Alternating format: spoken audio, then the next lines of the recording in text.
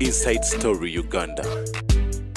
Real source of political updates. Naye uyanatira okugenda bonna nga bakolera mwami Yoweri Museveni okunyigiriza okulangirira ebikyamu. So ekyo bwe tunaba kukikola wakyaliwo obuzibu. Ekyokubiri ne bw'oma omanyigiriza byabakama n'alangirira ebituufu okwongera okulaba nga tukwataganira nga tugenda kuteeka akazito ku mwami Yoweri Kaguta Museveni akkirize nti awanguddwa aweeye entebe mirembe era ave mweno dynasty gyazimba eyo ganti azimba empaya ye amalaji kwase mutabani we Muhoozi kati olwo lutalo lweruliwo debate eriwo akaseera kano ya transition okuva mu military rule to civilian rule ye mwami Yoweri Museveni ayagala succession agenda yebeera debated nti akwata atyo buyinza n'abuwa mwami Muhoozi kakati ebyo Mao yakyogera luli naga nti mwabagala transition temulowooza nti egenda kuyita mu kalulu. Mao mukongozi wa Mandwa byayogera ababijje wantu ababadde mu meeting eyo najja nakubulira ekituufu nti tutawaana tewagenda kubeerawo transition ng'eyita mu kalulu. So amaanyi ako we tulina okugateeka era kyofala bino by'okukaayana nti obonaani obaoli era nanywereddwa nnyo ebigambo ebyayogeddwa muganda wange Muwanga Kivumbi nga binafuyo okukwatagana toyinza gamba nti waggulu tiikinga ono wa kibiina kino eno wansi tiikinga abalala.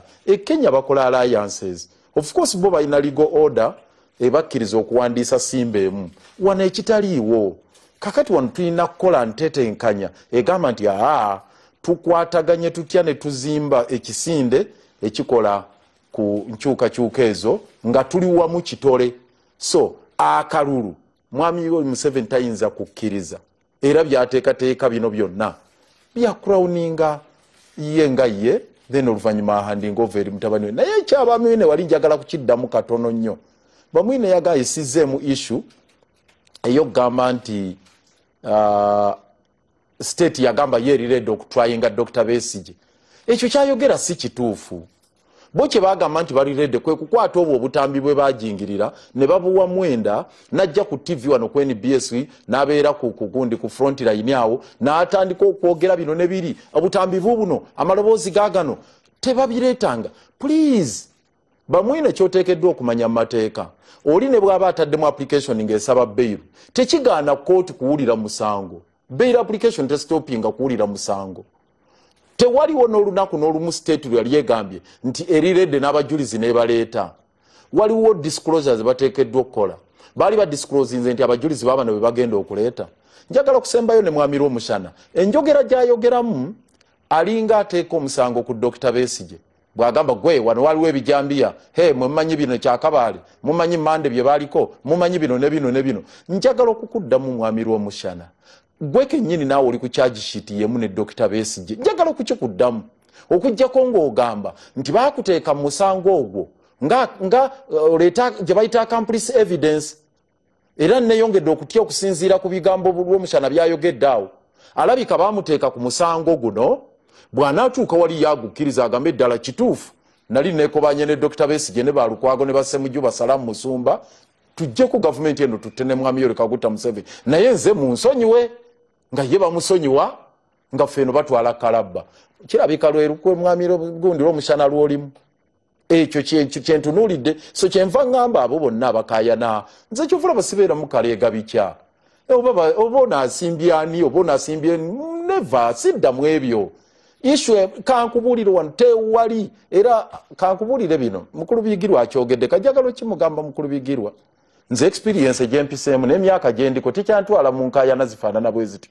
tekyantwala na mu politics owa kumanyoko sikyamugendamu ndi ku lutalo olugazi oba omuntu anjagala oba tanjagala nyina obuvunaanyizibwa obukwatagana ne bannaffe bwe tujigirizibwa okutaasa eggwanga lino oba onjagala oba tonjagala oba oli mukwano gwange oba toli mukwano gwange ekyo tewali agenda kukitujjako era teri agenda ffe nga PFF kututwala mu lutalo oluli secondary tujja kulwana olutalo olunene olutereeza eggwanga lino.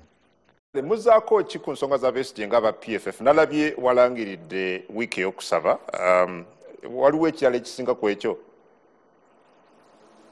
ye twagambye n'ebirala ebiriwo nti ICC yesuliddeyo gwa nagamba ku nsonga zino ezigenda mu maaso. Abductions zino ezigenda mu maaso, persecution, torture, brutalization ebigenda mu maaso. Ebyo byonna mu Rome Statute ya 1998 egamba those are crimes against humanity. Tosobola kugamba nti ICC etula butuuzi. East African Community tekyatuula kulaba nti common values ziri ki, rule of law, democracy n'ebiki ebyo, kubaza ezo zaali badde gundi eziri mu protocol, eziri mu treaty ya East Africa, those common values. Naye kati batuula basuluhu, batuula ba Ruto, bano ba Museveni, ba Tshisekedi, bano ba Salva Kiir, butya bwe bekola akakundi kaabwe akabatulugunya abalala.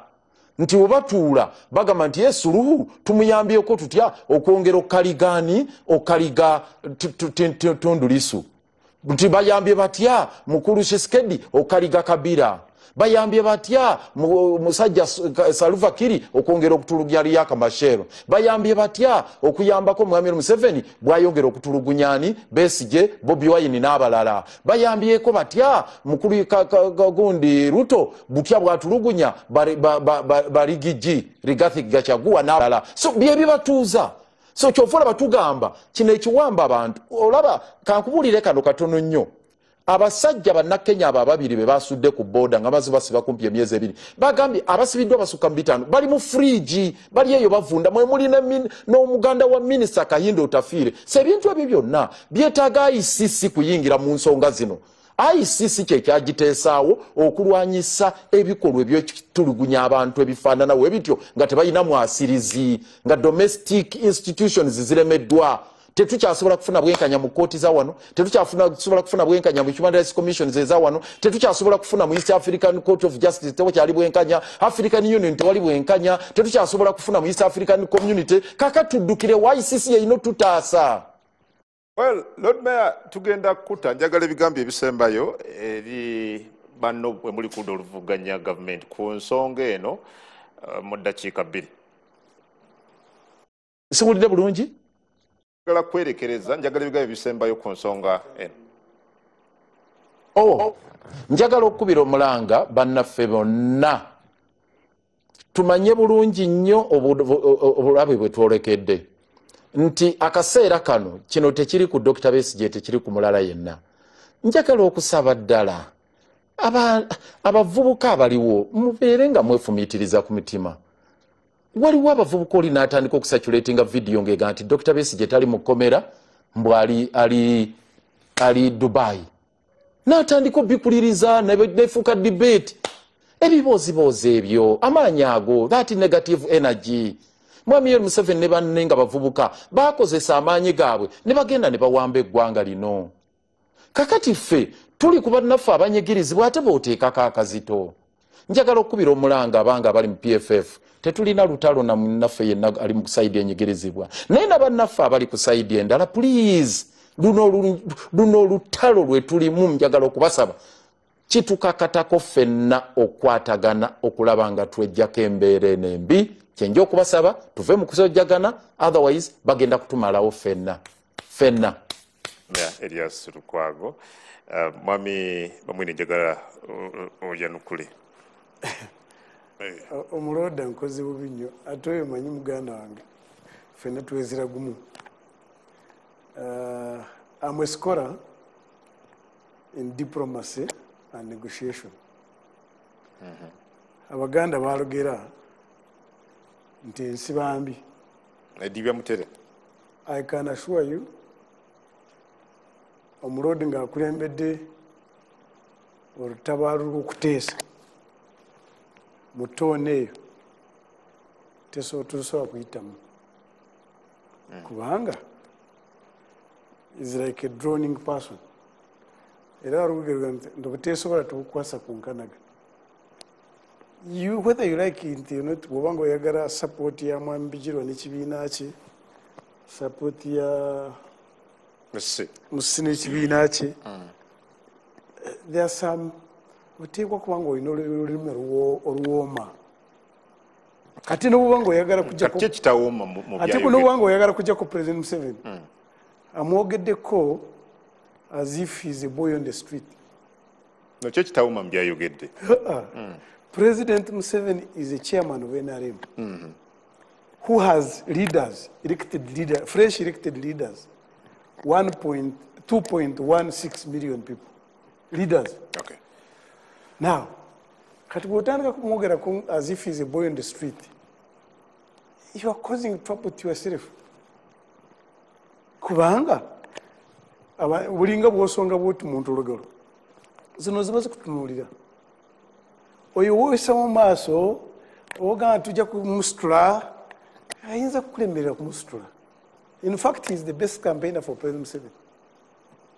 I can tell you enjogera gyayogedde awo abawagizi ba Museveni kati olwaleero you are radicalizing them. Okay.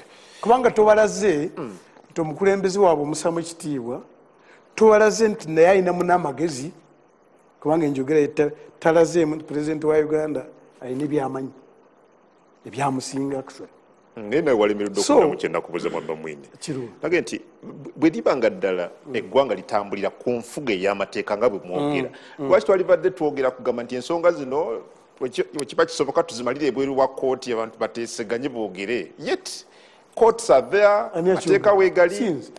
Nkugambye government ya Uganda led by the DPP egamba nti ffe tulina obujulizi bwaffe. Okay. Twagala okuwa omusango gwozesebwe gugwe. Okay, kati kyekyagaana Mr. Wamwine. Bo bennyini. Mr. Wamwine. So kyekyagaana therefore. Wait a minute. Kyekyagaana okola transfer y'emisango Supreme Court bweyogera okuva mu kooti y'amagye kugenda mu civil courts. Now who speaks for that? Because you are talking about institutions. No, you are in government. You are talking about. You are in charge of this government. Oyogera ku institutions biri. One, DPP and judiciary are not responsible for court martial. Two, the judgment disbanded the court martial. So who was supposed to move what? Omaze kubajjawo tebaliiwo nkate bamuvinga ngabani. So that's why. So be bakwata abali mu masanganzira kati tebali mu masanganzira bakole ki? Tebali mu kukozesebwa mu kooti eri, tebatwaliddwa mu kooti eza civil courts. So bakole ki? Tebali mu masanganzira. As we speak, judiciary and DPP, they are prosecuting those who are being prosecuted, and the court martial is prosecuting those who belong to court martial. Or you are not aware that Uganda has a court martial. Okay. But ensonga enkulu gimba njagala kujjayo nga nkitadde, I think I'm older than Lukwago mu myaka, ku muto wange ate muganda wange wenkima, njagala kumusaba ku lw'obulungi bwa Uganda bw'abanga takisobola he can go for coaching for diplomacy. Bw'aba takikoze it's like having a lot of bullets and you are not aiming. Thank you. Siganzo George Muse. Njagala any response ko byowulidde mu babiri byayogedde. Lwakuba n'oli message Kennedy Mutenyaga Nelson Mandela eyali asibiddwa amayisa yayita mu kuteesa okuyimbulwa mu Uganda walinga awaliwo ba politicians abakola ebyobufuzi ku bulamu bwa Dr. Besigye. Hamas bateesa ne Israel nteesa nti ekintu kya Dr. Besigye kiteekebwemu dialogue ave mu kkomera. Finally tewali kibiina mu Uganda kibayita opposition. Kennedy Mutenyo DP. Okay, ndowooza abantu abamu sirowooza sagala kukaanya nti eri abakola ebyobufuzi ku Dr. Besigye, sagala kukikaanya sirowooza kubanga bwe baba bakola ebyobufuzi nga babiganyulwamu lwaki bali tebamuta bano baleke bibanywamu. Omanyi nti nno eyo narrative eyo bajogeranga Nuupu efuna mu political prisoners. N'ogamba nti kati Nuupu eteesa ne gavumenti nti mubasibe ffe tufunemu. Abalala bagambanga mu campaign nti opposition efunamu nga bagikuba. Neŋŋamba bwe beefunamu nga bagikuba nti enonya sympathy, lwaki tebakuba bakandidate b'NRM ne bafuna sympathy eyo ne bawangula. So ezo narrative sagala zigendamu. Nze kye ndowooza nti era bwaliwo njagala kwogera ku katono nnyo ku muganda wange Kennedy Mutenyo kyagambye ekyagonda ekyokuteesa okuteesa ideali kyalibadde kirungi naye ensonga enkulu eriwo nti muteesa kuki muteesa ku issue emu kwemu nti webakwata bamwine tuteese ku bamwine enkya bwe kubakwata bigirwa bateese ku bigirwa bamugjeyo nti lwaki temuteesa ku principle eneemalawo ensonga ezo n'ekisembayo nze ndowooza nti bannayuganda twandijje ebintu ebimenya amateeka outrightly mu nsonga z'ebyobufuzi nti gavumenti bwe bayeekubanja okumenya amateeka ekyo twandibwe tukyogererako nga tukiteesaako ku debate eri waggulu ku njawukana z'ebyobufuzi ye bali bameka I don't know whether nga munnamateeka wa NUP olina figures z'abamu ku baana abakyali mu makomera aba NUP balinganga 5 mu 3 n'abapya tosobola kubalinga they are either 5 or 6 or 1 kakati naye tebasobola kubabalinga wiiki ewedde poliisi bwe yakwata abantu embalala yafuluma ekiwandiiko negamba nti several people arrested bali nga 5 mu 3 njagala kugenda kwa from Mamiro Mushana kakati point number 1 the Constituent Assembly si yakaka NRA okuza obuyinza no NRA yali ina program teyagala kuza obuyinza question eri nti obuyinza yabuza my argument has been teyabuza bano baga tugende tugibujjeko kifuba fine kata wenzira n'engamba bw'oba otema omuti nga gwogutema naye nga ndi kumpi n'omuti ogwo nyina okubaza engeri gye gugenda okugwa bw'oba tobaziza bulungi guyinza okukola ki guyinza okukugwira andi wagwa engoma okukuba engoma n'enduulu tebittango engu nga eryoka eridde nga eri mu nsiko ne mukuba enduulu ne mugikubera engoma tekigita but it makes it gitali zijjuza obusungu erumba kati oba okubira engoma nyina okubaza kikezaako so ndayala kwago kyenagambye nti ebizibu ebintu ebiri complex nnyo nga tobirinako intelligence okukuba walalalala gyakuba tekikuyamba because you must study oli ateeka lukwago ku file ateekawo olw'omushana si musiru kati botandika isi nawe olw'omushana bakuteeka ku file ojje ojulire nti wali mu treason then you are stupid bwebanga yendowooza that is silly talk. It's silly talk. Actually, it's stupid talk. Because these are matters of life and death. Chembadengamba approach, chenatandikideko approach eyabesigye mukomera n'abalabona n'abalabagala okwongera ku whatever they want to do. Approach ekyuke. Because okubeera nga mukubira engoma bwe mugikubira engoma bate wano ate waliwo agikasukira amayinja agikasukira enjinja tomumanyi because I've told you there is ugly reality eriwo gyensaba nnyo ntogingattako eriwa naawe tewandyagadde wabe wagikugattako okugenda n'ogula jambiya n'ogiwa omuntu n'agenda n'atema.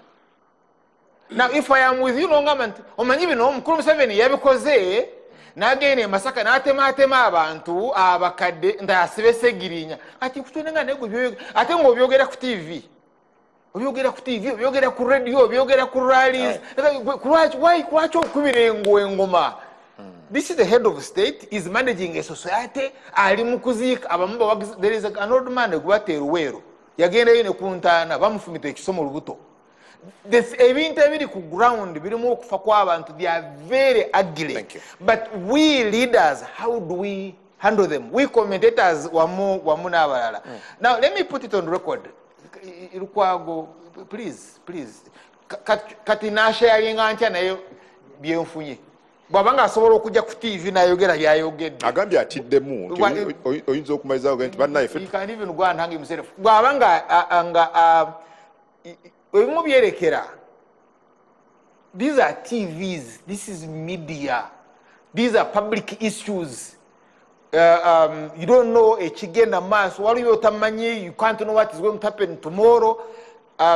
Oli munno kati mukubira ayakubira wini byanyuma message namugamba nti Besigye tumuyina mu mukomera bamuteeka mu mawulire tobawulira akatumanyi Besigye muyina because we are on barometer at night here news is breaking nga Besigye abuze abuyo mwakyanonya wini byanyuma wuyo mawulire Besigye ali mu barracks kakati kirekawa oyo ali mu barracks akulabudde kati gwe lijja lyajja kulitya kwekyo genda obabuuze ombuuza bya kiseera ebyo so you okay golooza ndoola kyekyo kinyongerako weight oba kifo kitereezeyo nanga olususu lwange nga bino bintu byakufana kubona it's politics so tosobola kuyena ogamba gwe baakutaddeko oje kati yerevo yange yerevo gyonda siringi simmeka.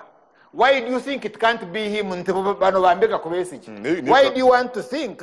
Why do you want to think that Barutare, Burquago, Bobambe, Sabambega? There's a meeting of Kakani chance. No, you see, in Kugambe, it's a question of life and death. That's why I was advising. Let's cool down. You get, let's cool down. Monday, Azatia. Yakomia Watia. Besigye. Byawole misango gye bamujjako bayirewo yali more connected mu system than kunsinga wenjogerera tumukunde yesimye mu Rukungiri municipality yali ku mpingo okiraba but there are many lessons but okutazya tekina ekikola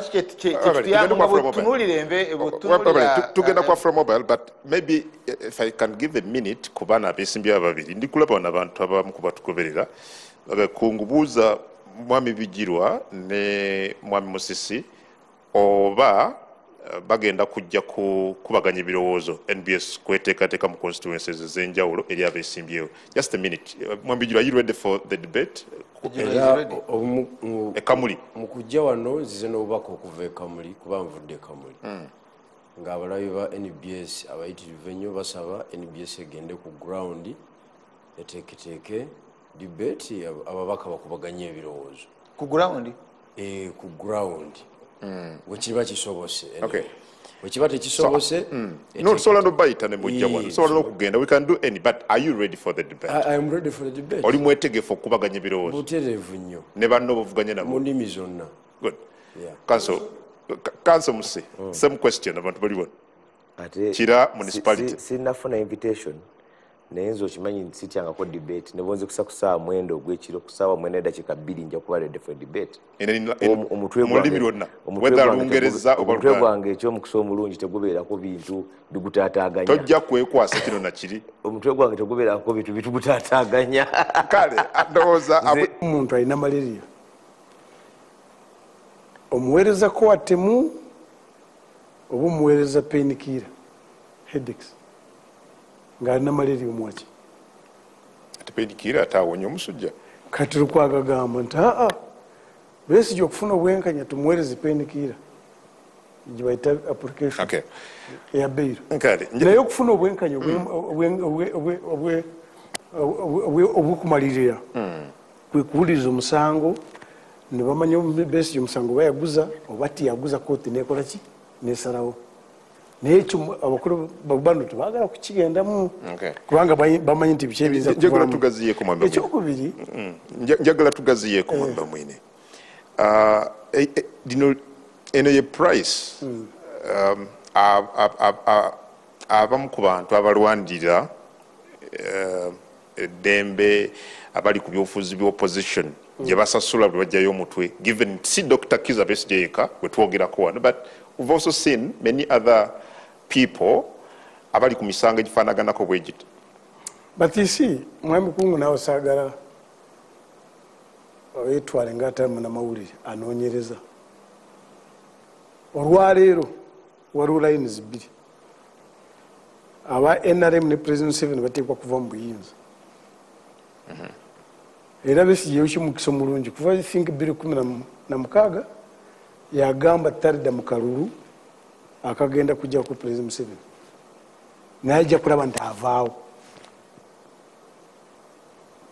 olwaleero bano abavubuka aba Kenya ekirungi batuyambye ne babeera ku mawulire bagambye nti we shall make sure we cause regime change in Kampala. Ati Besigye bamukwatira naye ebyo saagala kubiyingiramu. Ekikulu kiri nti Mwami Lukwago ne banne lwaki baagala mukulu Besigye asigale mu kooti mukomera lwaki tebayingira mu musango nogwozesebwa muga nti Uganda mugitambuliza ku nfuga y'amateeka. Yes. Ku ssaawa twali bali twogera kuba political prisoners ne bannakenya boyogeddeko benyini batugenda nti they allege nti more than 1,000 people bali eyo tebaleetebwanga mu kooti kuvunaanibwa bamwami musisi bano bagenda nti a very big number ey'abamu ku bawagizi baabwe bakyali eyo mu makomera. Where is the rule of law gye mwenyumirizaamu? Gwe mwami Kungu nkusaasira tole looya naye looya yenna amanya nti wali omusibe ali mukomera n'ataleetebwa mu kooti n'abyogera ku TV ne mu street oyo si mwakitiibwa kubanga kimanyi byala yasoma bwa looya kiki kyasaanidde kukola.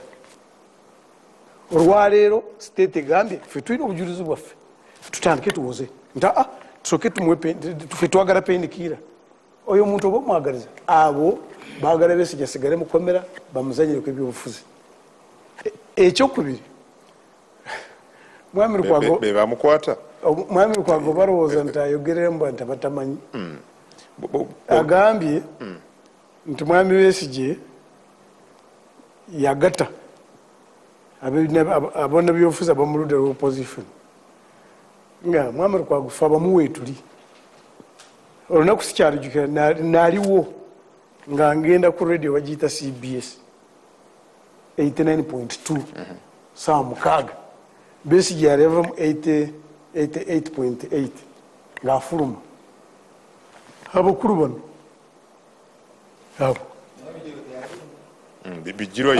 tiimu yali emu ne bamugamba sebo tukyaddamu kwetaaga mu byobufuzi by'opposition nagamba nti ate kiki gwe n'oli mwena bwe bamu toddamu twagala kuddamu kukula mu byopposition ebibiina byobufuzi kati bwogenda kuŋŋamba nti abamugoba jjukira ne nupu yagenda kutondebwawo nga Besigye waali ate nga FDC lwaki batondawo nupu kubanga baali baagala okujja ku President Museveni NRM buleke kukwenyakwenya abantu nga batategeera bikigenda so tebakosebwa kuba Dr. Besigye ng'ali mukomera ate bw'anaavaamu ebyobufuzi banaabizanya ddi toli ki yagambye ate n'otugamba nti ekyova olaba bwe twatuuse Rukungiri nabavuga bagiseki drive free Besigye kati bw'oba ogambye nti ya uniting aba n'ebyobufuzi bonna mu ggwanga lyonna kati Rukungiri yafuuse Uganda yonna. Lwaki tugamba mu Kampala, lwaki tugamba Karamoja, lwaki tugamba Jumani? Because Uganda is Uganda. Musi, wabali mwami mwini. Yes, ng'abavuganya generally naddala mu ekibiina ekisinga obunene ku oluvuganya government mukoseddwa mutya olw'obutaba na Dr. Kizza Besigye mu mbeera eno ey'okufeffeta akalulu? Well, ekisooka Dr. Besigye political player w'amaanyi mu Uganda era political player w'amaanyi ku ludda oluvuganya government era contribution ye teyinza kubuusibwa muntu yenna kaakati okuva era nga taliiwo of course wandibadde ogamba nti singa abaddewo kyandibadde kitya oba speculating naye nga ensonga enkulu nti yandibadde ali wabweru kubanga alina contribution ate nnene gyasobola okuteekawo ku ludda oluvuganya government. Bino ebyokugamba nti lwaki nze ensonga yange obusungu mbuza kusiga ddamuzi mpulidde abagamba nti omusango gwa byabufuzi ekisooka buli woogamba nti ensonga y'amateeka tugiwoze politically oba okkiriza nti eggwanga tekyali mufuga etambulira ku mateeka oba ogamba nti ebyo byamateeka mubiveeko mwogere n'ono ye dikuri ey'amiini. Ekyokubiri lwaki siga eddamuzi tuteekako akazito nti naye kanso kumunyo tugende nti eno ensonga ya byabufuzi ensonga z'ebyobufuzi solution yazo erina kuba ya byabufuzi eyo narrative y'abantu bwe booleeta wano ngiwulira nnyo naye kooti terina kuzanya byabufuzi kankuwa ekyokulabirako Dr. Besigye lwaki tosirikako Dr. Besigye si gwe mulundi ogusooka ng'avunaanibwa myaka nga 20 emabega actually over 25 years bamuvunaana emisango egya repo ne bamuvunaana PRA ne bamutwala mu court martial ne bamutwala eno mugondi court martial eya Eritu Mwindi nzijukira nti court etapita semateeka yagiyimiriza era Eritu Mwindi n'agamba tetujjajjikiriza oluvannyuma n'amala n'akola ki n'alekerawo nti okuva edda kyenkweza kukulaga nti okuva edda nga Trump tap charges oba emisango egy'obufuzi girema mu court naye court zo zirina kugolebera amateeka nzijukira Mwami Besigye bwe bamuta mu 2005 campaign court yamuwa bail era Mwami Museveni n'avaayo n'ablastinga courts okukola ki so nze ngamba nti court zo tezirina kuyingira mu arena y'amateeka mpulidde omukulu wano ng'ayogera ng'agamba nti omanyi balooya temulina kwogera remedies ku TV kakati bomba mwagala gwe kennyini ogambye tugaziye debate nze njagala debate eri eyimiridde ku facts si kuwa obwe opinion zaffe court nga 31 January Supreme Court ya mu musango wa Kabaziguruka yayimiriza n'eragira government etwale files ez'abantu abali mu court martial civilians mu court eza bulijjo n'okutuusa olwaleero files eza abasibe aba NUP at least n'abalala bangi siba NUP bokka by the civilians basoloka n'ebitaano abali ekitalya abatali ba NUP Bakaramoja baki tezizibwanga mu kooti za bulijjo kitegeeza for 9 months bali mu komera nga tebali siba convict tebali ku remand kubanga tebalina kooti gye bagenda kugendamu kakati ffe tujja wano tukola byabufuzi mbwe era nuupu ekyo buli muntu yenna alimu ensa yandibadde akivumirira bagenze mu kooti ne basaba bail kooti nezigaana okubayimbula in fact ensala ezasembyeyo kooti yagambye nti fisifa abalina obawuliriza high court yagaye sifa abalina obawuliriza kitegeeza bali mu kazinga nga tebayigenda maaso tebagenda mabega ekyo buli kyandibadde kivumirirwa omuntu yenna ali mwensa nolwekyo nze ndowooza nti akazita akasinga twandibadde tukatunuza kooti nti kooti yena kutaputa mateeka kyegagamba bw'oba ogamba nti Dr. Besigye oba Obedi Lutale tebasobola kufuna bail tufuna ensala za bail zifaanagana zonna kumpi omwaka guno bw'otunulira eza Dr. Besigye ebbiri bw'otunulira eza Katanga bw'otunulira eza Eddie Mutwe bw'otunulira eya Mufumbiro Juzi yafulumye kumpi zonna kooti ziringa eziri ku biragiro tetufulumya bail naye kati ozinenyaki because really bw'obanga nti transfer tenaba kubeera ng'ekolebwa then lwaki ate osigala onenya abalamuzi basinzire ku ki omulamuzi yandibadde yeebuza ekibuuzo omusibe ono ali nsonga ki emubeeza mu kooti mukomera omulamuzi aliwo okutaputa ssemateeka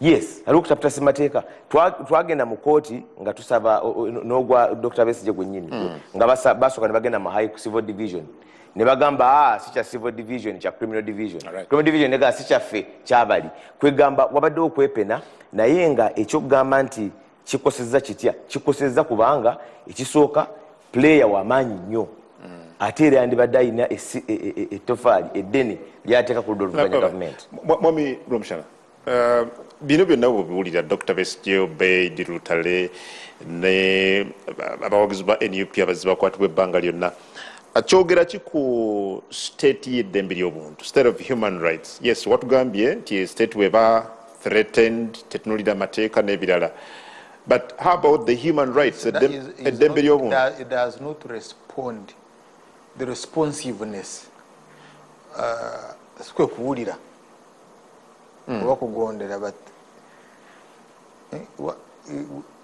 photosynthesis the responsiveness of the crop to light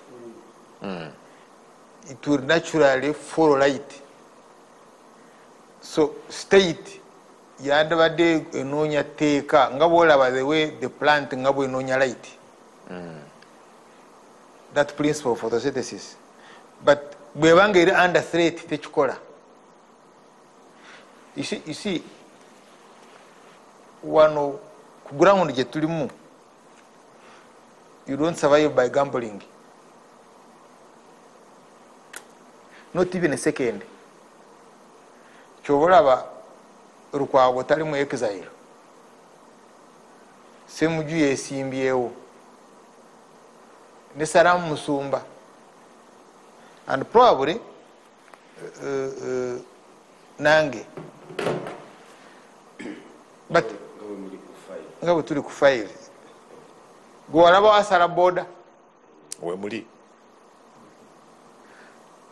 why because kyekikanga kuoliawo nga bakusoma wali mu lukiiko Belgium high command kumamula ku government nga bakusoma in the indictment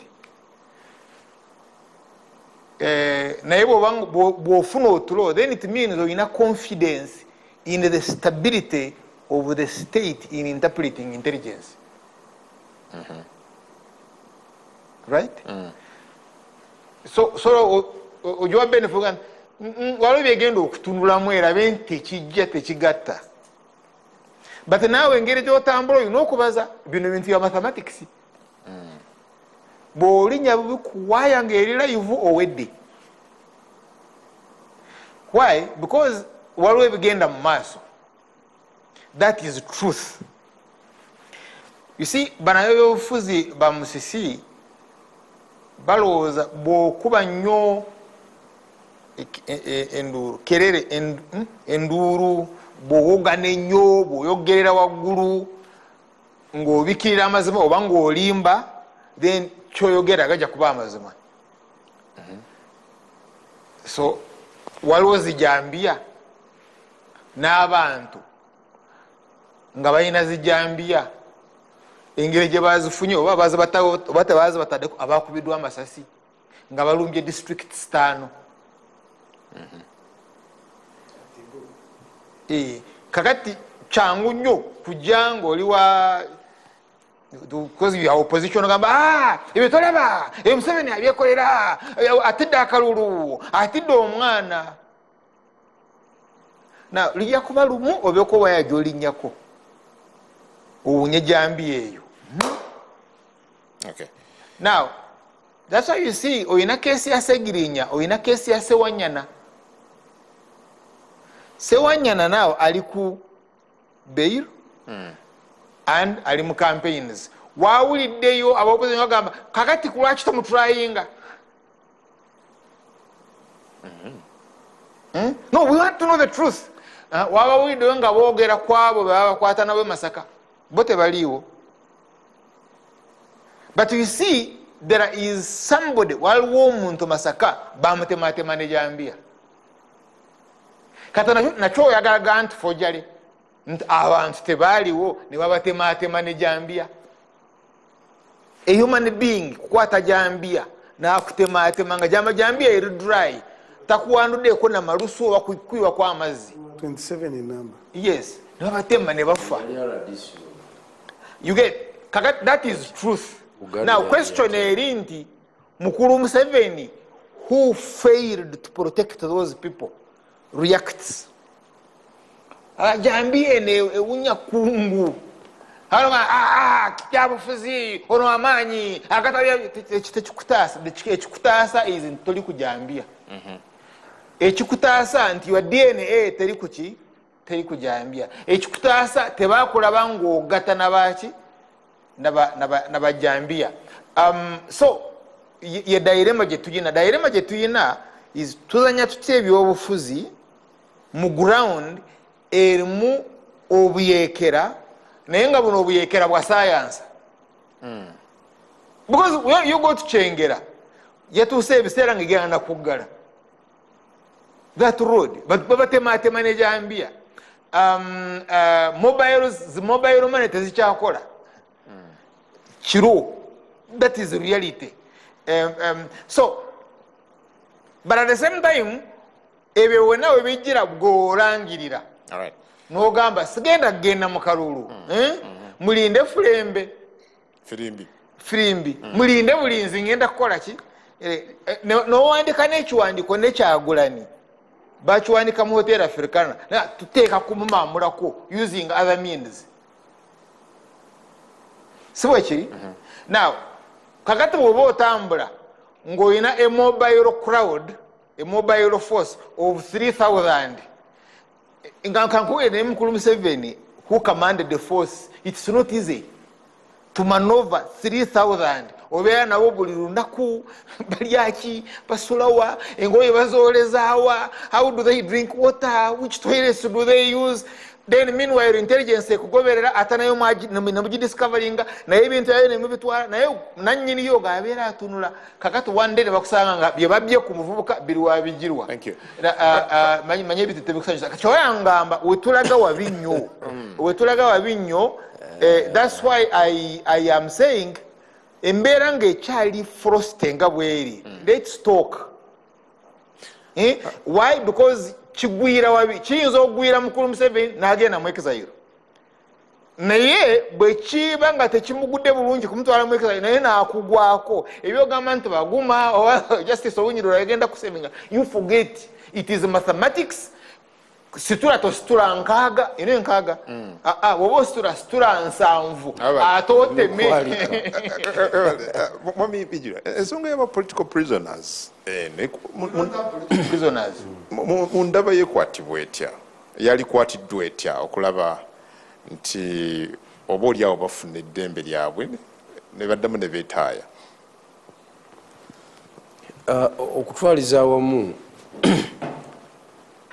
kati okubalansinga politics n'amateeka kigenda kikaluubiriza NRM government kati oludda lw'amateeka lugenda lufiira ddala ng'ebyobufuzi byagala kusupasidingira ddala ensonga y'amateeka kati mu eyo mbeera netumaliriza nga tulina n'abataali badde ba political prisoner kubanga gwe bayita political prisoner aba azanya ebyobufuzi nga bya kikukuutivu nnyo nga bya waggulu toyinza kungamba Sauda Madada mbwize political prisoner omuntu agala kwesimba ku bwa kansala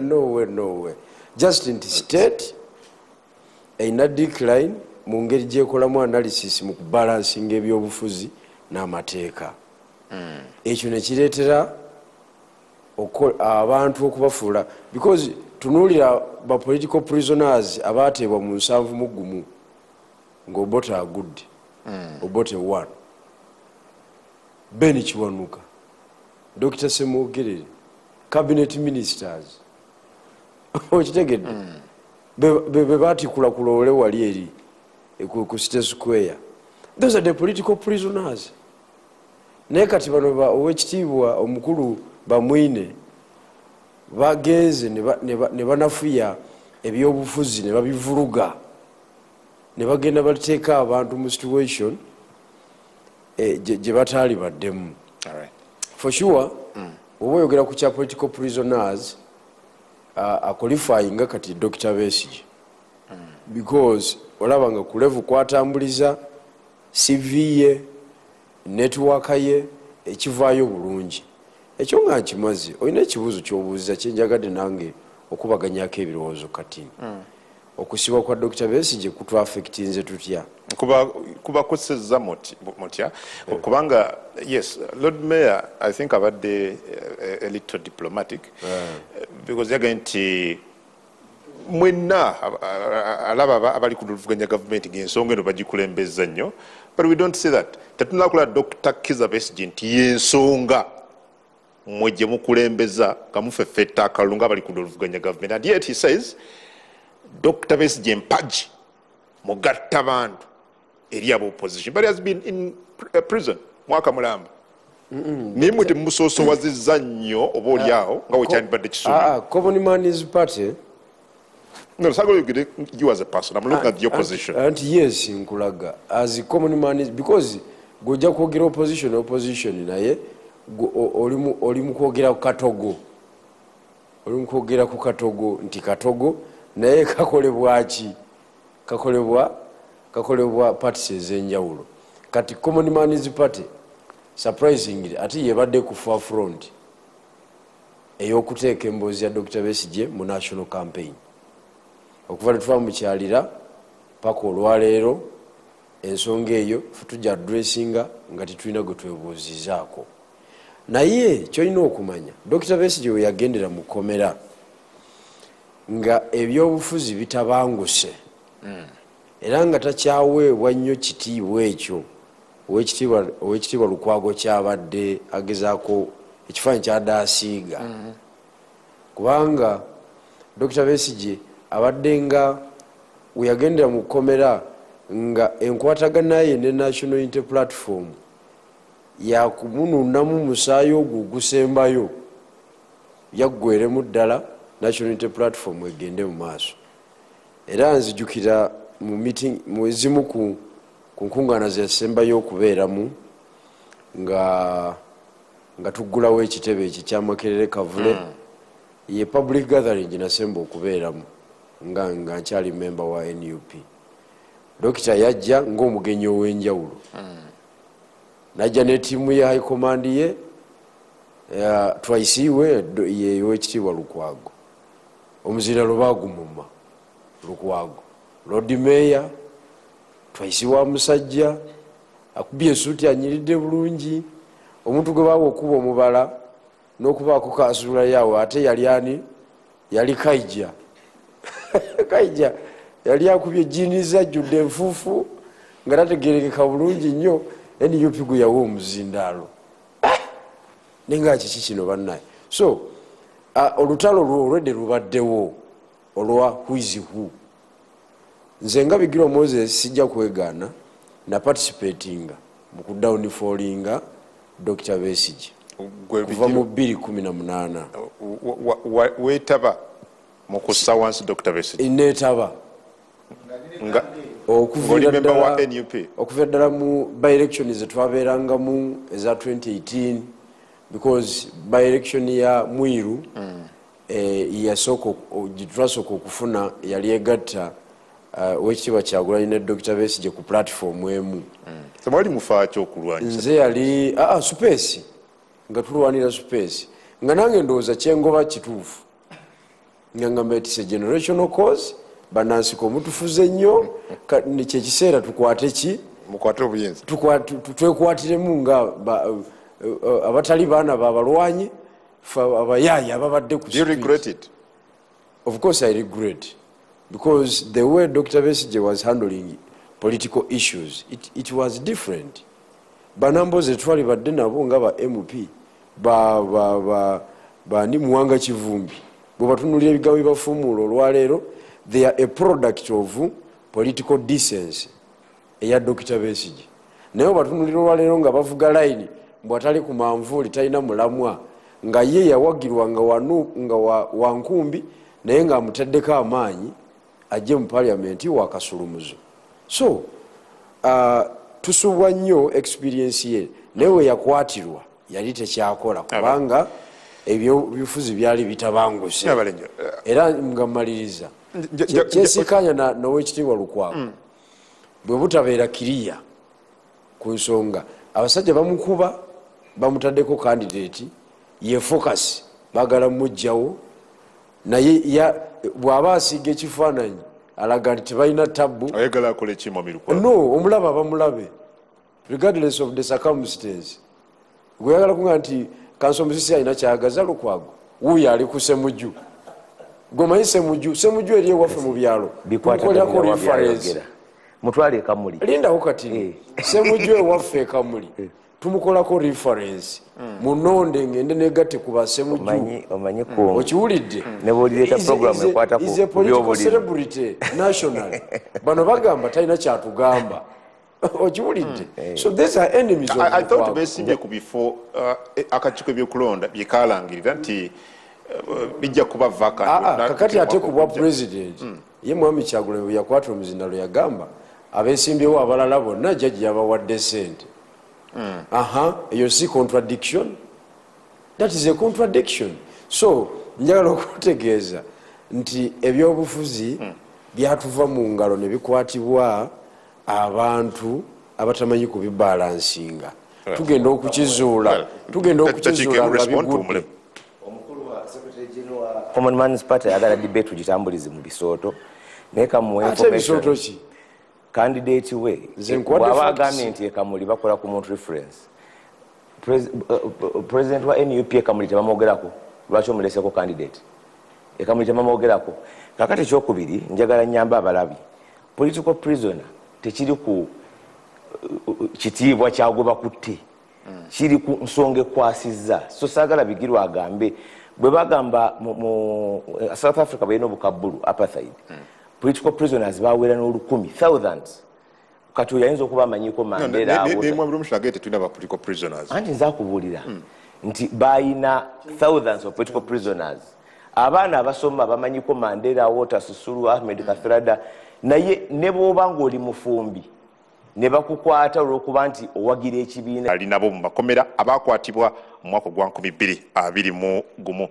Mu studios okutematema ensonga eno tugenda kuba twegattibwako munnamateeka wa Dr. Kizza Besigye, Lord Mayor w'ekibuga Kampala Erias Lukwago, ate nga si ye yekka wano mu studios nina Mwami Charles Rwomushana Munnabarometer bwe tuba bunaku bwe ruti, nina muganda wange Moses Bigirwa Ssabawansi w'ekibiina ekya Common Man's Party, akosa Mwami Fred Bamwine Commissioner ate nga akulira ba RDC mu bendo liri erya Karamoja, wamu ne munnamateeka okuva mu kibiina kya National Unity Platform George Musisi naye eyatudde dda obutereeve ennyo. Ndowooza tutandike ne Hajj Erias Lukwago kennyini. Hajj Lukwago bw'oba otuwulira bulungi tukwaniriza ku Barometer olunaku olwaleero, atandika na kusiigira Munnayuganda gye muyiseemu mu mwaka guno mulamba nga mugezaako okuyamba Dr. Kizza Besigye okubeera ng'ayimbulwa ekitasobose.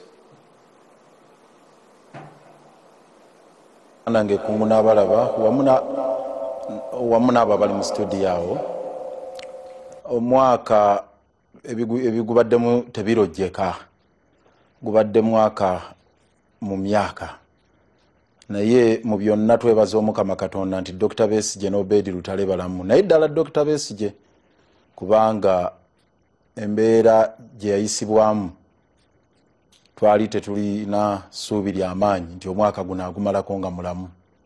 Mukama yazza bibye. Ekisooka amawulire agasooka okujja nga 16 no we yawambibwa nga 16 tetwafunirawo mawulire, twamala ennaku 3 nga tumunoonya nga tetumanyi waali.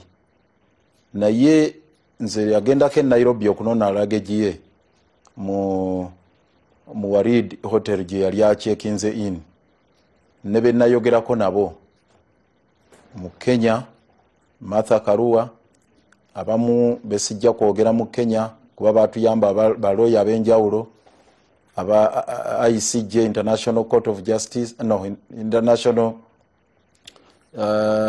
Commission of Jurists eya Kenya, n'abalala bangi abatuyambako. Naye ekifaananyi ekyavaayo nti dokita yali wakufiira mu Riverside apartment. Ne Mukama okutaasa kwe kuba nti nno waaliwo Obedi Lutale, yalina ne driver yali amututte, yasulawo paka ku makya nga bw'onooba onoggyawo Dr. Besigye nabali oyina obba-eliminatinga. Ekyazibuwaza omulimu gw'abaali bagenda okumuggyawo. So ekyo tukyebaliza Mukama eyaleeta Obedi Lutale n'embeera eyo eyataasa obulamu bwa Dr. Besigye. Naye ne lwe twamala okumulaba General Court Martial bye twayitamu, Mukama Katonda yamanyi embeera eyo. Buli omu ajjukira bulungi Dr. Besigye bwe yali nga atwaliddwa mu General Court Martial n'embeera eyaliyo, era twamaliriza muganda waffe Aaron Kiza nga akwatiddwa n'asibibwa ebbanga ddene nga looya, n'abalala bwe twatulugunyizibwa. Naye twalangirira ng'omwaka gutandika oguno tugamba nti ffe mu General Court Martial tetugenze kuwolezaayo, naye tugenze kukubagguza oba kukubagulawo General Court Martial ku ttaka, kugikuba ku ttaka, kugirwanyisa. Ekimu ku bituwa essanyu nti okukwata Dr. Besigye omutwala mu General Court Martial lwe lwali olugendo lwayo, era Dr. Besigye naffe ttiimu General Court Martial twagikubagguza ku ttaka, yadde bagezaako okupapala n'etteeka balikomyewo Brigadier Freeman Mugabe taliddayo kubeera nga ye chairman wa General Court Martial. Obwo bwali buwanguzi bw'amaanyi. Twagenda mu Supreme Court nga 3 n'esalawo n'egamba nti Dr. Besigye ne banne tebajja kukozesebwayo. naye era n'olutalo olutwalwana 31 January okushiftinga file gitwala mu civil court yali civilian courts yali 21 February. Dr. Besigye yamala nakutuukako ku hunger strike netulwana n'abanga ali ku mugo gwa Ntaana. Nze nagendako ne mukomere eyo nga tulina akakiiko ka parliament akakulemberwa Fox Odoi nga kasindikiddwa parliament yawamu nga bagamba mugende mulaba obulamu bwa Dr. Besigye. Twatuukayo wano mu office ya OC we tumulabira nga tasobola kujja. Ne tugenda paka mukasenge mwasula. Nze gwe gwali omulindu gwange okutuuka yeeyo ng'oyita mu nzigi 5 okutuuka Dr. Besigye mukasenge mwasula. Naye ng'olaba obulamu bwe buli matiga ne parliament erina kye yakolawo. Oluvannyuma ennyo ne tugenda mu kooti ewa Justice Douglas Singiza. Naye n'akola odega muleete Dr. Besigye tulabe kiki yafaanana atya. Bwe yatusibwa mu maaso ga Justice Douglas Singiza mu High Court yaga ali bubi oyo muzeeru zirajja kufiira mu kooti yange. Mu kifo ky'omutwala mu ddwaliro. Kakati ne kooti eya bulijjo nga tetuyambye. Okuva olwo tusaba beiru. Twali ewa Justice Comfort Kanya beiru ne bagitumma. Ne tugende ewa Justice Emmanuel Baguma nayo n'agitumma. Naye nga bonna bagamba ebisaanyizo tubituukiriza. In fact ya Justice Gundi Emmanuel Baguma eyo yali ya mandatory bail egambye nti obango maze ennaku 18 ku remand ng'oli ku misango egya Nnagomola oteebwa. Naye Justice Baguma yaga ebyo ebyamusibya mu General Court Martial yeetabimanyi era ezo ennaku tazibala. Kati ne tumugamba tukkiriza ati uve mu musango n'agulemeramu. Ne tumugamba kati oba ogulemeddemu tukkirize tugende mu Constitutional Court nakyo n'agaana. Mu bufunze tetufunangayo bwenkanya mu mbeera eyo. Naye kikwewunyisa nti omwaka mulamba gavumenti egamba ekyanoonyereza. Kwa NBS awo mwaleetako Andrew Mwenda ne batambuza obuloboozi. Mwenda ng'ayogera ebigambo bingi nnyo nti Besigye yali ayagala kutta President Museveni, Besigye muyeekera, Besigye mutemu, Besigye mutujju, era amaloboozi tugalina, era ku luno awedde. Omwaka mulamba obujulizi tebabuleetanga. Balina na application gye baateekayo mu kooti nakati tewulirwanga. Eri Nakawa ewa Justice ewa worship Christian Nantege nga basaba nti kooti ebawe order bakkirize basumulule essimu ya Dr. Besigye bajjemu obujulizi n'okutuusa olwaleero bagamba amasimu tebagasumululanga kooti tebawanga order mu bufunze tebalina bujulizi. Omwaka mulamba tebaleetanga bujulizi. Kakati yembeera eyo gye tulimu kyekifaananyi kyenyinza okukuwa twateekayo emisango mingi twawaaba mu East African Court of Justice naye omukono gwa wano ne gutuukayo fayiro ne bagikweka. Twawaaba e Kenya ntwabira Attorney General n'abalala Interior Minister n'abalala nga tubagamba nti kyemwakola kikyamu okukkiriza gavumenti ya wano okuyingira e Kenya newambayo omuntu ne baleeta eno nga tebayise mu mateeka. Kati ebyo byonna tebyawuze tebikolebwanga. Okay, well, let me nga njagala okukoma wano mu studio akakiiko akavunanyizibwa ku ddembe ly'obuntu mu bino byonna kaliwa. Okusooka waliyo Human Rights Committee ya Parliament eyo ye yasookera okunoonyereza terina kye yakolawo. Kano aka Justice Wangadi Yabambi ako kafubwe fufululu. Justice Wangadi ya Mariam talina kye yali akozeewo nti kikino ku mbeera yonna Dr. Besigye zajjayitamu yadde n'okuwandiika y'akawandiiko akaga nti aweebwa obujjanjabi kubanga waliwo twatuuka nga tulajja na bujjanjabi n'atuuka ne bamutwala mu kakiriniki e Bugoloobi mukama yazzabibye Dr. Besigye okudda engulu. So ekyo tekalina kye kaakola naye katono nnyo ku nsonga tunyigirizibwa tutya kubanga kye kibuuzo ky'obadde obuuza mu bufunze obw'ekitalo ekisooka njagala otandikirawo wennyini omwaka mulamba bw'olaba ebigenze mu maaso ku Dr. Kizza Besigye ebbanga lino lyonna mwami kwagaga nti tewali bitongole bya gavumenti ebivunanyizibwa ku kulwanira eddembe ly'obuntu parliament n'ebirala tebiina kye bikoze despite okukaaba kwabwe n'okulaajana seeking their intervention. What does that mean? Oba ekyo kitegeeza ki ku nfuga ey'amateeka mu ggwanga? Wala mukulu kungu mu luzungu waliwo ekigambo kye bayita intellectual dishonesty. Intellectual dishonesty kwe kuba ng'omanyi ekintu n'oyogera ekirala naye ng'ekituufu ng'okimanyi. I think the challenge we have okufuna Mwami Lukwago, a political activist and at the same time a lawyer, kati byombi nalimu kubyawula kubanga muwuliriza bulungi ate nze omanyi I foreign events in this country. I remember very well when they were in Nakawa state. The government for us, we are ready with our evidence to proceed and prosecute. Mwami Lukwago ni timu ye. Haru bari tabaroya no zaba bari makumi asatu. I didn't know that tabaroya bakubabere banji obamateka gachuka. Nayo bakoma kubera obungi ubale batuuka kubonyabonya abasibe kubanga state egambi I'm ready to prosecute net bakirizangako boga ntatu socket bail because bail should be the state is not yet ready asoke afurumenga umwetekateka Mwami state inagamba zini mwetefutefu kutandika up to now kubanga mukura gambi norwari government etanga bujulizi kati yandi bulese mu applications every application after application and they have lost all applications or tuwarone muji bari bawangude iranze ne wonya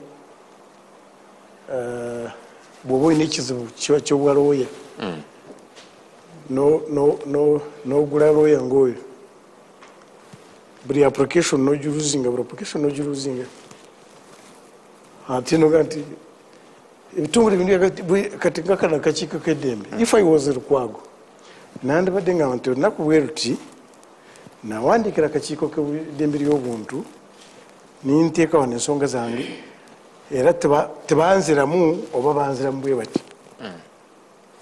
ninga tulajenye a lawyer is not supposed to be like any other person. A lawyer works on facts and evidence and works through court. Maybe in some mnamateeka nofuuka ngabo mwina tari mu court ntubera mu byobufuzi.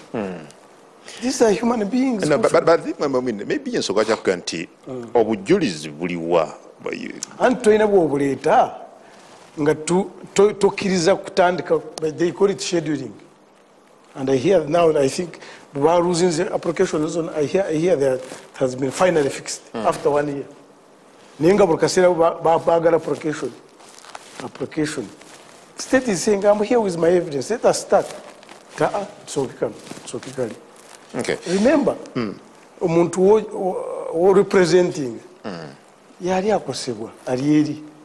Because the Constitution says, in a criminal matter, it should be heard in a speedy, open, transparent trial. And the state is saying, I don't want to delay this case. Let us move. Remember, they are still innocent, according to our Constitution, until they have either pleaded guilty or... Yeah, nebulusubwe muri ogusose mamba mwine nga Dr. Kizza Besigye avunanibwa mu kooti ez'enjawulo mu Uganda. Kino kyawukana kitya ku misango jazze ateekebwako ebbanga lyonna naye nga tewali n'omusango n'ogumu gwali musinze. Ekyawukana ku misango gy'emabega. State tomorrow yali government I'm ready to proceed to prosecute. But this time the state is saying let us proceed. If you are a lawyer representing such a person, why wouldn't you wish nti omusango gumukurugurizibwe either guwangule oba gumusinge and the country moves on? Yes. A year later, Dr. Besigye akyali mu nkomyo. Who is to blame? Anayina responsibility eyokulaba nti obwenkanya buba served mu mbeera eno. Nzikiziganya ne Mwami Lukwago nti Dr. Besigye omusango gye byabufuzi era okumuvunaana ne byayitamu essaawa zino si lwakuba ne bwe yabandi badde nga balina omusango ogw'amaanyi. By the way, Mamwine employed quoting a constitution. Kye bayita fair trial kitegeeza nti ne bw'obeera ng'oli mugamba nti mutujju engeri gy'okwatamu omusango eri mu mitendera egirambikiddwa okugeza toyinza kuwamba muntu n'omuwamba eri kyebayita pretrial process nti engeri gy'okwata omuntu nga tonnamutuusa mu kooti kyebava twateekateeka nti bwe bakkuba ne bakutulugunya ne baba balina obujulizi butya kiri mu tteeka lya Uganda omusango gufa kakati bamwine agamba nti omanyi oli agatta ebyobufuzi n'amateeka ebyobufuzi n'amateeka munnamateeka teyeetaaga kuba impartial teyeetaaga kuba neutral saabawolereza wa gavumenti munnabyabufuzi atone jeno abeera mu politics kimujjako kubeera lawyer so kakati ekyokugamba nti noono atabika amateeka n'ebyobufuzi ayogedde nti state yagamba ready to proceed. By the way okujjako omuntu yakajja mu Uganda yayinza okugula ebyo byokugamba mbu state egambye kankuba ekyokulabirako ba Eddie Mutwe e Masaka court wali bamabeeyo yagamba nti tulagidde babawozese immediately myezi ena kakati bukyanga ekyogera state tebakola ngaki tetandikanga musango uliriza twogera kwansi gusigwe host agwakyakulabira tofuuka kirala nange nsobola okuleekaana sikuwuliriza kubanga mpuliza byogera ensonga bw'ogamba nti nno oli ready to proceed wali tulina n'emisango emirala abasibe abamaze emyaka 6 nga state yagamba 5 years ago ready to proceed gye bali mu makomera n'olwekyo ekyokugamba nti nno Dr. Besigye nti yabadde asaba bbeera okusaba bbeera ne bw'oba nga baleese abajulizi 10 tekigana muntu kusaba bbeera ne baba baleese abajulizi 10 tekigana bantu kusaba bbeera n'olwekyo olwaleero engeri gye bakuttemu omusango gwa Dr. Besigye okuva lwe yakwatibwa n'omulamuzi yennyini okulemerako kubanga mu mateeka kye bayita obwenkanya tebulina kukolebwa bukolebwa naye bulina okulabibwa nti bukoleddwa.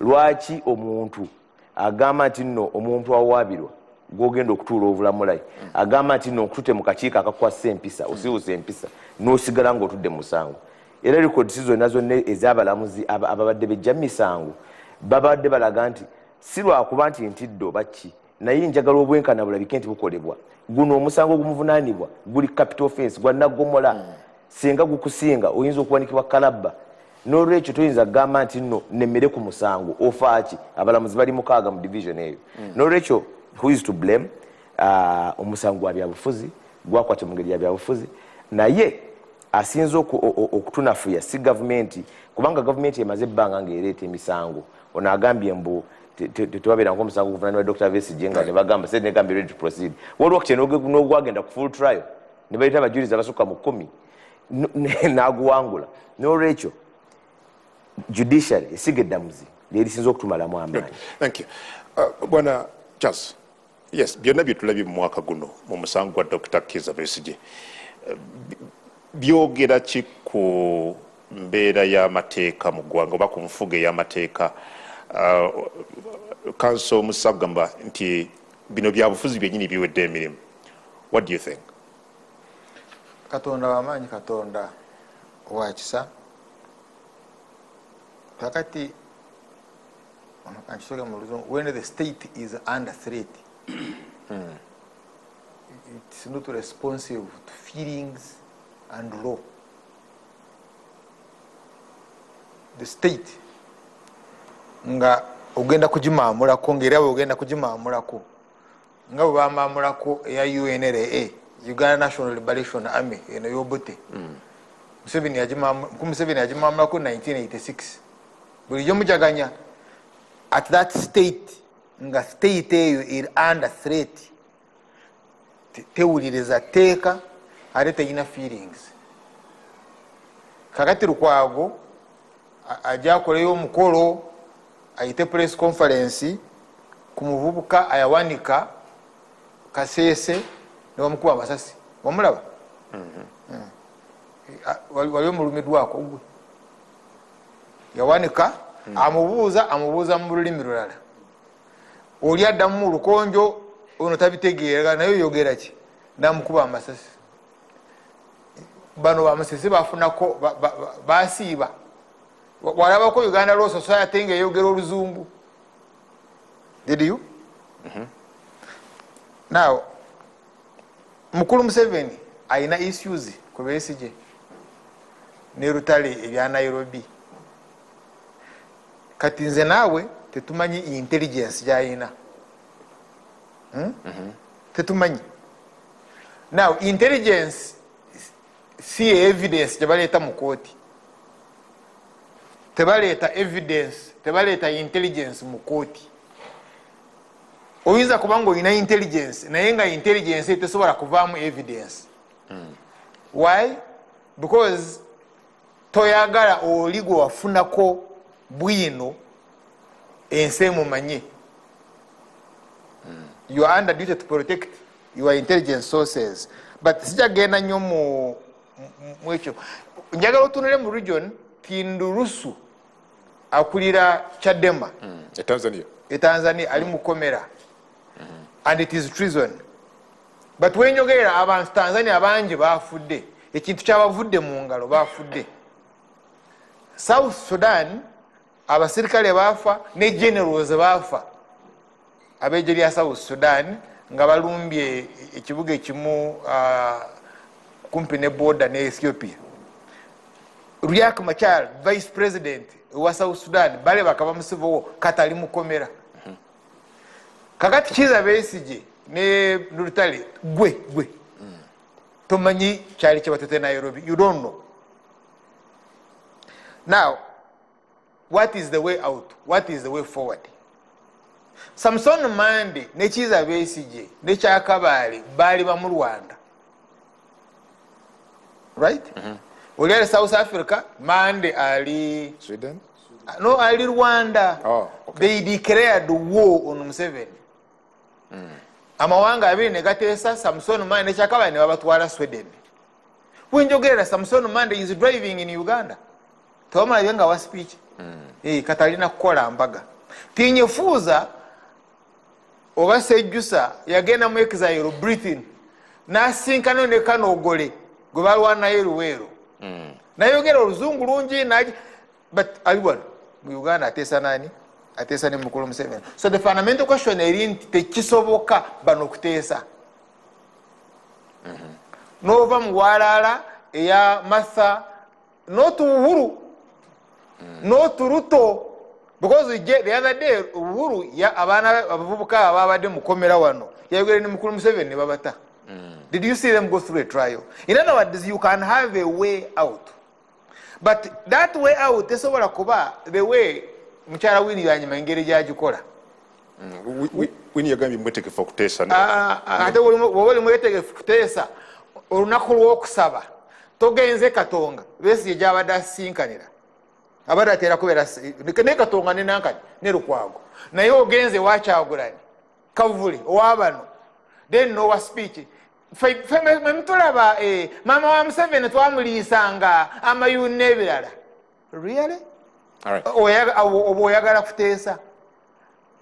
So you think engeri yokka Dr. Kizza Besigye okuva mukomera? Yes. Kuteesa na President Museveni. Oli bamukwatidde Kenya bamuleese mu Uganda tonakubiteganya nogamba opposition ya Ruto eya Martha Karua opposition nti ye lawyer. So now you want to have victory over Ruto, then anti muyina okulabisa oyagala olabise Ruto. Kati muri Nyankole tulina ekigambo okutazya.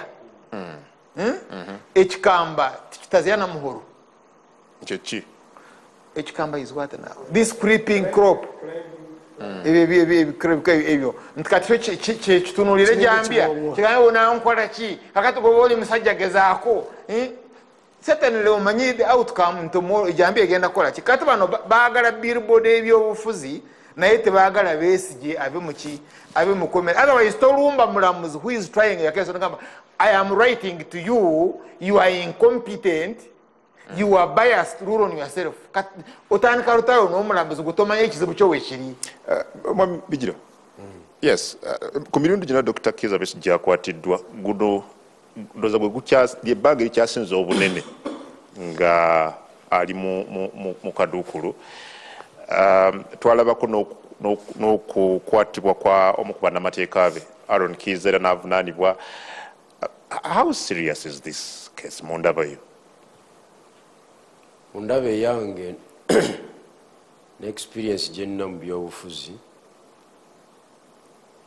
n'experience gye nnina mu mateeka wadde siri looya naye ng'omuntu eyali eyeesabiddeko bbeiro ensonga ya Dr. Besigye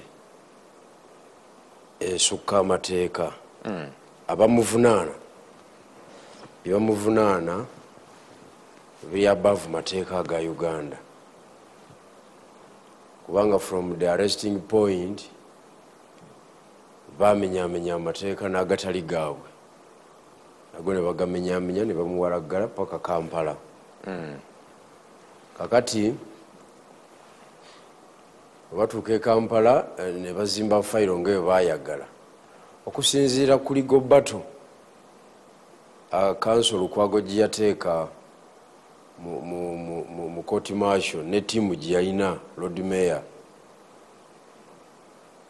Dr. Besigye byebakuba byamateeka yali asobola okuvaayo but ensonga ye state yagiteeka ku level nga ebyamateeka mujja kunyumya biggweyo naye nga byebyobufuzi amateeka gagenda okukoma ebyobufuzi ebigenda otandikira. Kyenayiga mu musango gwa Dr. Besigye. Ekyokubiri kyenayiga mu musango gwe ate nga gukyatambula nti General Museveni tayagala Dr. Besigye kwakivingayo success yakubiri. Alina okusigala ku success eri ya 86 ng'owekitiibwa Rumishana bwatera okwogera wano bamu olwali awo asobola okwogeramu nga jjajja nga bwetwakwata obuyinza mu 86 kwegamba success gye baatuukako gye balina okukomako tewaliwo another story beyond NRA. Era bw'otunuulira engeri gye bamulemedde bw'otunuulira gye n'omuntu bwe yalemwa okola political impact n'abalala bonna abazze bava ku NRA General Museveni tabaagala ku registeringa second success. Era buli dakika aba abagamba nti unless nga mukkiriza nti muddayo ku success ya mujjuma registeringa mu 86 tewali. Era mweyo embeera Amande wamulabye nga ye mwogezi omukulu ekololo emikolo egy'enjawulo ng'apoye second success emulemye yakkiriza yapoye era n'agamba basebo ne banyabo nti ye jjajja yasinga nti yaliwo ng'omugenyi omukulu nawankubadde yaliwo okuba omuzindalo wali ku platform ya jjajja aba yakupepese nga mwakanyiza ku ekyo azo gwabijirwa n'atuukawo nayogerera ate ogwekwata otya so yawanika n'agamba naye jjajja yasinga. Kakati Dr. Besigye bw'otunuulira bw'osoobasoba n'obaako n'ofiisa ow'amaanyi g'onyumyamuko naye akulaga nti ensonga ya buntu. Bino bye tulaba ebyamawulire bike dokita era akwatiddwa ensonga ya buntu. Era ow'ekitiibwa Lukwago nina omutegeeza nti alina okusigala as a professional lawyer nga pursuing matter mu legal mu courts of law naye ensonga esukka amateeka era omusango ogwo gweyongedde okuleeta ebyobufuzi waggulu w'amateeka era gugudde mu theory eri egamba nti amateeka gakozesebwa alina amaanyi as a tool okunyigiriza atalina amaanyi mu kiseera ekyo okumwongerako chains zimunyweza theory eyo yavuddeyo bulungi nnyo mu musango guno. So newankubadde gugenze bwe gutyo waliwo success zetulabyemu. NUP yali erwanye n'abasibe mu the same court, okay, eya court martial, but the caliber of lawyers abaali bagenda mu general court martial nga tebasobola kuyugumya kooti eyo wadde eddakiika n'emu, ne bagezaako bamusisi bano babagoba kubba bebakola batya, kwegamba ngaolaba biringa ebyokusaagasaagamu. It was until we bakwata Dr. Besigye ne bamutwalayo n'ayimbula bannamateeka abagundiivu, kooti neeyuguma era neeyiika. Nende bano bali bagezezzaako baali tebalina bwe batuuse, kooti Lukwago yagiyuwa. Era nze nalinga mbagamba abakulu waabwe ne mbagamba bannaaye balooya bemugamba nti bagenze kujjayo baana ekitalya nga tebajjayo musibe, wakiri abaana bali esabidde bbeiro okibulidde. Mulimu abeeteeseza bokka, abasinga bakola ki, abasinga bafukamira ne bagamba jjajja ffe tubivuddemu tupoye tute, ne bagamba mufulume. Okitegedde? So calibers of lawyers abalumba general court martial batuyambako oginyenyanyenya ne bagigirawo ddala. But do you know the lawyers, it was Segona. Segona ate bano gwe batwala emisinde ono bamutwalanga kaguddeyo Segona. Yes. Kakati you are mixing up issues. Point jokola. What is your point? Abatula abagitegedde. Nedda obadde omugamba ki? Anche mugamba are mixing up issues. Omusango ogwagira court martial nga kutibula mushana bagambe gwa kabaziguruka. Mu court martial abaana ba NUP abateebwa okuva 2021 paka court martial ya Sirika we wagisirisa mu January 31st January bali abantu abasoba mu 5. Ngo bajjawo ebitaano tomanyi kakati olunaku lumu kakati kankubulire oyogera kuba kumanya oyogera mu butamanya bwe twali lunaku lumu mu division court martial y'Ebombo ne Shami Malende division court martial mu 2022 yata abaana 3 lunaku lumu kakati gudda wano mwabaletera kulole kutwera. Okay. Nze njogera mu kumanya yenjawulo lawyer yali Segona nedda mukabaziguruka. Yes era Segona yeyayiwa kooti yeyo. Nze mbadde njogera ku weakness ezibaddewo mu kooti yeyo. Kakati sagala kudda mu bibuuzi by'amalwa ne kumulamwa. Yes. Njagala kuli debate edde ku mulamwa. Njagala kudda wa njakanga abasibe mwabatwalira ku loole naye kukwemulisa kwa Nuupu nga temwatulaga 5 mwambijirwa atwalagayo akatambi kanzire wa nedda bijirwa kanzire wa Lord Mayor choice yo kudda mu debate ya wansi bwe ya waggulu naze ku participating mu ya waggulu your choice. Okay. Well, Lord Mayor owulidde amaloboozi agavudde wano abamu balowooza nti fight mugitaddewo mulwanyi nga bannamateeka mukyala Martha Karua gwe ne bannamateeka abalala naye temuyina success yamanyi gye mutuuseeko. Do you really think ke kaseera mutunulire okusingako amateeka? Ekyokubiri, yes, campaign zigenda mu maaso. Dr. Besigye bwetegereza ebbanga lyonna lyazaakwatibwa either ebiseera ebisinga zaakwatibwa nga tuyingira kalulu oba nga kawedde.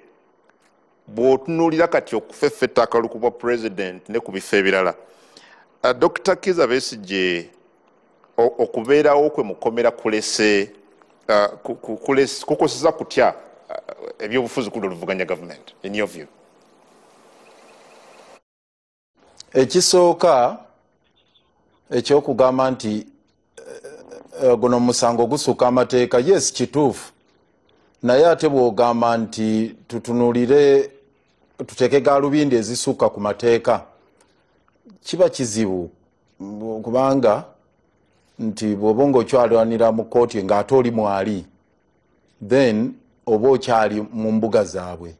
Kyesijja kukkanya ne mwami Rwomushana ekyo kyagamba nti kooti ne bwefuuka ng'ekutulugunya ng'efuuse tokya kyemba mbwogonde kuba agayinze n'agamba awo nti bw'olwanyisa omulamuzi ali mu musango obanga ayongera okusiba olina edda ssebo kyebava bateekawo omuwaatwa mu mateeka nti bw'oba tomatira n'engeri omulamuzi gy'akwatamu omusango saba gye bayita likyuzo omugambe nti guveemu. Ate kyenjagala okujjukiza mwami Rwomushana ekyokugamba omulamuzi nti ali incompetent twasaba Dr. Besigye ye kennyini yaba akyeyogerera wali mu kkooti era n'akyogera. Omulamuzi yasooka namugamba nti kiteeke mu buwandiike naga njagala kukyogera mu kamwa kange okiwulire. Era Dr. Besigye n'akiwogera namugamba gwe nakutwala mu Judicial Service Commission nga njagala ove bakugobe ku gw'obulamuzi. N'olw'ensonga eyo toyinza kuba mu musango guno. So tolowooza nti Dr. Besigye bino byonna bikolebwa tabimanyi, abimanyi, abirimu wakati era alwana okulaba nga eggwanga lifuna justice nga naye afunye justice. Katukoseddwa tutya. Ekisooka nambe mufenga aba PFF amaanyi gaffe gonna okumala omwaka mulamba gateereddwa kukunula Dr. Besigye n'abasibe abalala. So nga twalibadde tugenda ne maaso n'agenda yaffe gye tubadde tutambuza ey'okujja obuyinza mu mikono gya famire emu okubuzza mu mikono egy'eggwanga lyonna oba okujja obuyinza mu gye bayita gun power, gun rule to truly people power. Obuyinza nga bw'abantu bwennyini, civilian authority, sovereign authority nga y'abantu. Tuve kuki? Tuve mu gun rule. Kakati omanyi we twalibadde tugateeka naye omwaka mulamba da mu kooti eno genda mu General Court Martial, va mu General Court Martial genda mu kooti Nakawa, va mu kooti Nakawa genda mu High Court. High Court simanya ate tugenze Kenya mirundi gyembadde Kenya mingi genda mu ICC kwegamba ne tubeera ng'odda wano odda wali n'obwoya butuwedde ku ntumbwe nga tulwanira mu ebyo. Ekyo kitu affectinze. Ekyokubiri Dr. Besigye okusibwako omwaka mulamba kuleeseewo enjawukana nnyingi nnyo mu opposition. Mukimanye era njagala mukitegere nti Dr. Besigye nga tannakwatibwa yali musaale nnyo mu kugatta forces of change oba abantu abaagala ebibiina ebyagala enkyukakyuka. Era nga mutulabye ebbanga ddene nga tugenda ku kitebe kya Nuupu ne Dr. Kizza Besigye ne tugenda ne Nuupu bujjukira bulungi ne Honorable Kyagulanyi yajja Katonga ne tubeera nga tutambulira wamu twagala okulaba nga ffenna tuluka olujegere era bingi bye twali badde tutuuseeko. Naye olw'okubanga yasibibwa ebisinga ne biziŋŋama etteekateeka okulukwa olujegere olwo. Oba oyagala Besigye oba tomwagala kkiriza kati ye party yaka aliwo owa forces of change owa opposition ye mukadde waffe ffenna ate akkirizibwamu. Mu Nuupu yonna tewaliwo atakkiriza mu Besigye, mu PFF tewaliwo atakkiriza mu Besigye, mu anti tewaliwo atakkiriza mu Besigye, n'ebibiina ebirala byonna ebyagala ekyukakyuka bikkiriza mu Dr. Besigye. Omukadde waffe yaliwo Semwogerere yafa, abakadde baffe bagenze batuvaako. So Dr. Besigye abadde musaale nnyo mu kuyunga forces of change era olwaliro twalibadde nga tetulina ntalo zino zonna. Ekisembayo ge maanyi ge yalitadde mu politics ona agenda maaso mu elections. Jukira yali amaze okulangirira nti ye tagenda kwesimbawo, tagenda kubeera ku ballot paper. Era njagala okutegeeza nawo nawe tubadde nze ngaakulembera PFF mbadde ku pressure y'amaanyi nga bammemba bansaba baŋŋamba please tuwandiise Dr. Besigye oba ayagala oba tayagala. Njagala okubuulira ekyama Dr. Besigye n'agamba tewabaawo agezaako okuteeka erinnya lyange ku ballot paper ate nga nange nzikiriziganya naye ng'agamba ye kyayagala ajja ateeka amaanyi mu lutalo olw'okwegala olutalo olw'ogenda maaso n'okwenunula. Kati akaseera kano singa Dr. Besigye abadde bweru ng'ali bweru bw'ati omumanyi ye master wa defiance, singa abadde bweru naye gatta ku nkyukakyuka zino ezigenda maaso olutalo campaigns ezigenda maaso nga ffenna tulina platform emu, nga ffenna tubeera kulaala emu, ffenna nga tubeera ku kadaala kamu, ffenna ng'emmundu tuzolekeza Mwami Yoweri Kaguta Museveni, embeera y'ebyobufuzi mu ggwanga yalibadde yanjawulo nnyo, yalibadde eri totally different. So ekyo Mwami Yoweri Museveni kyalemeddeko kati agamba tayinza kuta Dr. Kizza Besigye, ndowooza ng'amaze paka kulayira mu meeyi ng'amaze okubba akalulu n'agenda